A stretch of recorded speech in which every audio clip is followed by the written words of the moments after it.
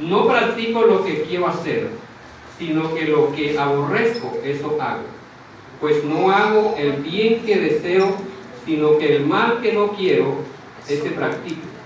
Me deleito en la ley de Dios, pero veo otra ley en mis miembros de mi cuerpo que hace guerra contra la ley de mi mente y me hace prisiones de la ley del pecado que está en mis miembros. Miserable de mí, pobre Pablo. Quería obedecer la ley desde su corazón, no quería seguir pecando. Quería servir a Dios y agradarle, pero cada vez que intentaba hacerlo, quedaba derrotado. Y lo que es peor, quedaba otra vez bajo el poder de la naturaleza pecaminosa. ¿Qué es lo que el apóstol Pablo resalta aquí? Que aunque nosotros somos creyentes, tenemos el Espíritu de Dios morando en nosotros. Hay una ley, que es la ley del pecado, que también se conoce como la ley de la naturaleza pecaminosa. Esto más que una ley es un principio que aunque nosotros queremos cambiar las cosas con nuestra propia persona, no lo logramos.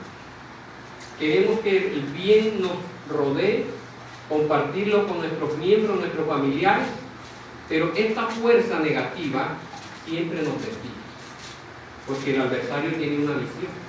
Dice que él vino a matar, a hurtar y a destruir, pero Cristo vino para que tengamos vida y vida en abundancia. Amén. Entonces, por eso es que cuando nosotros buscamos más de Dios, a veces las pruebas como que se agigantan, pero no es así, sino que la mente a veces se desliga un poco de la verdad de Dios y por eso nos acosan esas pruebas. Hemos probado en la experiencia triste de tratar de conformarnos a la voluntad divina en nuestras propias fuerzas. Que quiero, pero no puedo. Ya nosotros por experiencia sabemos que en nuestras propias fuerzas no podemos. Puede ser el hombre más corpulento, puede ser el hombre más robusto, puede ser el hombre más entrenado en cualquier forma, pero no puede. Ahora, dice, aquí la ley no nos puede santificar. Hay alguien que lo puede hacer. Entonces, gracias a Dios que Cristo lo ha logrado. Jesús me libertó. ¿Cuántos estamos libres aquí? Amén. Todos, amén. Amén. Cristo nos libertó. ¡Qué gozo se derramó en el corazón de Pablo al llegar a reconocer que su relación con Dios no dependía de sus débiles esfuerzos carnales para no pecar y así agradarle, sino de lo que Cristo ya había logrado por él en su muerte y resurrección. Aquí está la victoria. La muerte y resurrección de Jesús es la victoria de nosotros, los que hemos creído a esta verdad. Entonces aparece la fuerza, no puede, es negativo. Aparece Cristo en la cruz. Si Cristo hubiese quedado en la cruz, la obra hubiese quedado incompleta. Pero viene otra figura donde es llevado a la tumba, pero esa tumba está vacía, ha resucitado. Dice, nuestra relación con Dios no depende de nuestros débiles esfuerzos carnales para no pecar, sino de lo que Cristo ya logró por nosotros en su muerte y resurrección. Amén. Entonces, eso es lo que quería resaltar aquí en estos dos versículos, para que tengamos más convicción que ya la obra está completa. Cristo la hizo. No hay condenación para nosotros, porque el Señor Jesús llevó en su muerte todo el castigo de la ley justamente demandada por nuestros pecados. Entonces, en el versículo 1 dice que no hay ninguna condenación para los que estamos en Cristo. Amén. No hay ninguna, porque ya Cristo llevó ese castigo en su cuerpo sobre el madero. Entonces quedamos libres. En el versículo 2 dice, la ley del pecado es el poder que la naturaleza pecaminosa ejerce sobre el cuerpo. Entonces esa ley del pecado dice que es la misma naturaleza pecaminosa ejerciendo sobre nuestro cuerpo para hacernos caer al pecado. Pero ya Cristo terminó con esa ley. Dice, la ley del Espíritu de vida en Cristo Jesús consiste en que el Espíritu Santo da al creyente una nueva vida que no responde a la naturaleza pecaminosa y mora en él dándole victoria. Entonces, esto es lo que consiste en la ley del Espíritu. Dice que la ley del Espíritu de vida en Cristo Jesús nos ha librado de la ley del pecado y de la muerte. Amén. Por eso es que ninguna condenación hay para los que estamos en Cristo Jesús. Bendito el Rey Jesucristo para siempre. Dice, la santificación que fue imposible es hecha realidad. Entonces ya esto el Señor lo cumplió y por eso nosotros estamos en victoria. Otro subtítulo nos dice en esta guía, nuestra naturaleza pecaminosa fue juzgada en la cruz. O sea, cuando hay un juicio en un tribunal, se toma la decisión. Cuando la persona es libre, es declarada inocente.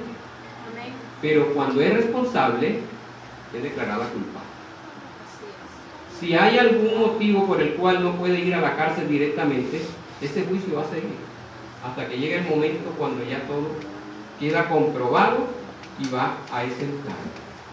Gracias que el ser humano va a una cárcel natural, pero es física. Pero nos duele a aquellos que no han entendido los principios divinos y están en la cárcel del pecado. Y si no buscan la forma de salir de esa cárcel a través de la obra consumada de Cristo en la cruz del Calvario, va por toda la eternidad separado de Dios. Y el fin es el lago de fuego con azufre. Es doloroso, pero es lo que está escrito y es lo que nosotros enseñamos. Voy a leer el versículo 3, o sea, el resumen del versículo 3. Dice, si la ley no nos ayuda a vivir sin pecar y nuestra carne o cuerpo no responde a Dios, ¿cómo podemos vivir santamente? Nosotros no podemos hacer nada, pero Dios sí pudo y ya lo ha hecho. Amén. Lo hizo aparte de la ley, sin su ayuda, o sea, está hablando a lo humano, enviando a su propio Hijo en semejanza de carne de pecado. El Señor Jesús tenía un cuerpo que era semejante, era exactamente como el nuestro, porque era 100% humano. No obstante, esa semejanza estaba limitada por una diferencia muy importante. El cuerpo suyo no era controlado por la naturaleza pecaminosa como lo es el nuestro, porque él no tenía una naturaleza pecaminosa. Sí, él fue tentado, pero nunca se cedió a la tentación del pecado. Entonces, aunque Cristo recibió una naturaleza humana como la nuestra, en él no había pecado, porque no fue engendrado por el hombre, sino colocado por el Espíritu de Dios en el vientre de María. O sea, si Jesús hubiera sido engendrado por un ser humano, hubiera ido con el germen del pecado. Porque dice que por el pecado entró la muerte, y la muerte pasó a todos los hombres, de modo que no hay justo ni aun uno. Y si lo dice Dios en su palabra, lo creemos. Amén. No hay ni uno que pueda decir, yo soy justo delante de Dios. Sigo leyendo y dice, Dios le envió para hacer el sacrificio por el pecado. Y así condenó el pecado en la carne. Pablo todavía estaba hablando de la naturaleza pecaminosa cuando se refiere a el pecado. Aquí no está hablando del sacrificio de Cristo por nuestros pecados, sino del juicio de Dios sobre nuestra naturaleza pecaminosa. O sea, ya en esta porción, el apóstol Pablo lo que está es aclarando que ya el juicio por el pecado fue pago. Pero ahora nos está dando a entender a nosotros que esa naturaleza pecaminosa, que es resultado de la caída del hombre, está en nosotros. Y si no le damos el lugar para que el Espíritu obre a través de nosotros, esa naturaleza nos hace hacer lo que no queremos. Muchos dirían, no, pero es que ya nosotros somos nueva creación en Dios, pero la carne no ha sido redimida. Así es. Y por lo tanto esa carne todavía dice que por ella muchas veces somos débiles. Pero si le damos lugar al Espíritu, el Espíritu va a ayudarnos para que esa carne no se levante a obligarnos a hacer lo que no queremos. Si se hace voluntariamente, bueno, ya eso son cosas de cada persona, pero ya el precio por el pecado fue sanado o fue saldado. Amén. Dice, Dios consiguió en la cruz, al enviar a su propio Hijo en semejanza de carne de pecado y al poner sobre Él como nuestro sustituto nuestros pecados, la oportunidad que buscamos, la de tratar con el pecado mismo, la naturaleza pecaminosa, en su relación con la carne, y Él la trató en juicio. El pecado, la naturaleza pecaminosa, en su relación con la carne es una cosa condenada, aunque no removida todavía. O sea, ya esa naturaleza del pecado que está en nosotros ya está condenada. Cristo lo hizo en la cruz del Calvario.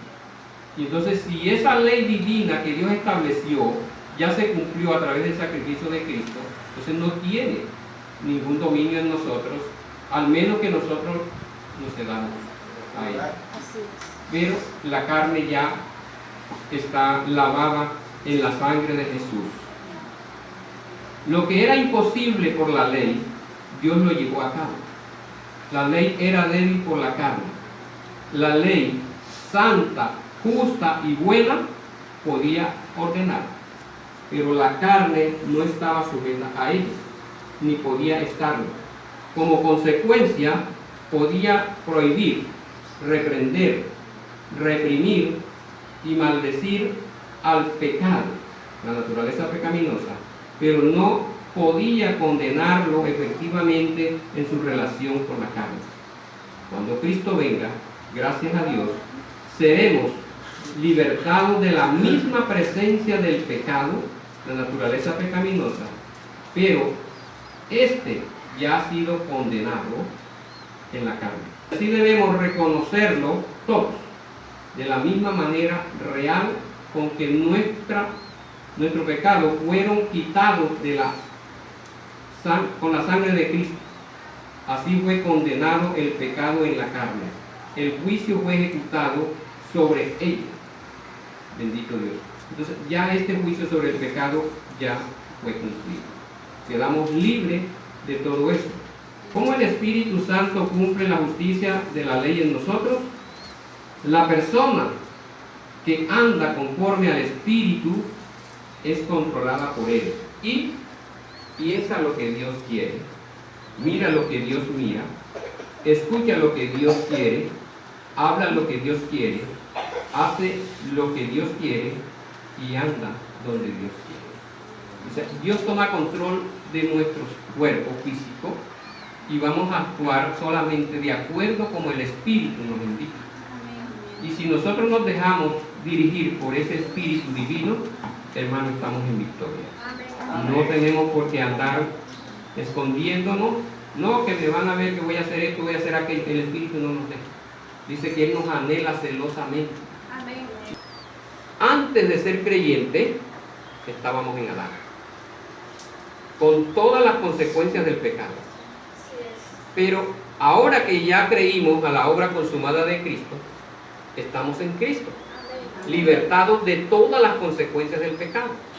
Entonces ya tenemos la naturaleza divina. Dice, primero, el Espíritu Santo nos convenció de nuestra condición pecaminosa y de nuestra necesidad del Salvador. Conocemos lo que dice Juan 16:8. Dice que el Espíritu nos convenció de pecado, de juicio y de justicia. La primera función que cumplió el Espíritu en nosotros para sacarnos del pecado. Segundo, a medida que escuchábamos el Evangelio, el Espíritu nos apartaba poco a poco de un pensar mundano hasta que creímos el mensaje divino. Lo dice 2 de Tesalonicenses 2:13. Tercero, cuando creímos el Evangelio, el Espíritu efectuó nuestra regeneración. Juan 3, del 5 al 7 y Tito 5, 3, 5. 4. Nos santificó, o sea, la palabra santificar quiere decir apartar. Fuimos apartados o separados del mundo y apartados para Cristo. Nos santificó, apartó, posicionalmente para Dios como pertenencia suya. Hermano, así que cada uno de los que hemos reconocido la obra consumada de Jesús en la cruz del Calvario, ya somos propiedad del Rey de Reyes y Señor de Señores. Amén. Nadie más puede solicitarnos o reclamarnos porque no le pertenecemos a nadie más. Y esto erais algunos, mas ya habéis sido lavados, ya habéis sido santificados, ya habéis sido justificados en el nombre del Señor Jesús y por el Espíritu de nuestro Dios. Amén. Entonces, esa es la obra que Dios hace a través de Jesús, pero el Espíritu es el que nos está haciendo saber esta verdad. Nos puso, o sea, nos bautizó en el cuerpo de Cristo. Según 1 Corintios 12:13, dice que a todos fuimos bautizados por un mismo Espíritu y se nos dio a beber de ese mismo Espíritu. El 7 dice, vino a morar en nuestro cuerpo, haciéndonos su templo, según 1 Corintios 6:19. 8. Nos selló con su presencia como una garantía de la redención de nuestro cuerpo en el rapto. O sea, ya es una garantía que nuestro cuerpo va a ser levantado cuando venga el rapto de la iglesia. Amén. Aparecen varias citas, 2 Corintios 1:22, Efesios 1:13-14, en el mismo Efesios 4:30 y Romanos 8:23. Él da testimonio de que somos hijos de Dios. También lo hace el Espíritu. Según Romanos 8:16, Gálatas 4:16. Dice, por medio del Espíritu hace morir las obras de la carne. O sea, el Espíritu que está en nosotros hace que esas obras de la carne no nos sometan, sino que nosotros podemos dominar esos impulsos negativos, según Romanos 8:13. Dice, nos libra de una esclavitud a la ley y nos deja en libertad en Cristo, según 2 Corintios 3:17. Que el Señor es el Espíritu y donde está el Espíritu del Señor, allá hay libertad. Bendito Dios. La 14 dice, cumple la justicia de la ley en nosotros cuando dependemos de Él. Lo que ya leímos en Romanos 8:4. El 15 dice, produce su fruto en nosotros cuando estamos en comunión con Él. Entonces, ese Espíritu que está en nosotros dice que produce esos frutos que son propios de Dios, pero por estar en nosotros se hace realidad. Según Romanos 5:5, y el mismo Romanos 14:17, el mismo Romanos 15:13 y Gálatas 5:22-23. El 16 dice, vino para reemplazar al Señor Jesús en su ausencia como nuestro ayudador. No que Jesús fue quitado definitivamente, sino que el Espíritu continuó con la obra que Jesús empezó. Pero aquí dice que para continuar la obra que Jesús había dejado. Y lo que ya leímos, dice Juan 14:16 y 17, que cuando el Espíritu venga, convencerá al mundo de pecado, de juicio y de justicia, y entonces dice que nos guía a toda la verdad. Dice, nos capacita para adorar a Dios en verdad. Ese es el 17. Juan 4, 23 y 24 dice que Dios busca adoradores, verdaderos adoradores que adoren en espíritu y en verdad, porque Él es espíritu, porque Él es verdad. Y también Filipenses 3, 3. El 18 dice, por medio del espíritu tenemos acceso al Padre en oración. Efesios 2, 18. Nosotros pues cuando nos colocamos a orar, el espíritu está haciendo lo que a nosotros a veces nos queda corto, que no sabemos cómo clamar o pedir a Dios, pero ese espíritu nos ayuda para que digamos con nuestras palabras lo que anhelamos y el espíritu lo hace realidad en Dios, y Dios a través de la obra de Jesús llega a nosotros. El 19 dice, Él intercede por nosotros y nos ayuda a orar conforme a la voluntad divina. Romanos 8, 26 y 27.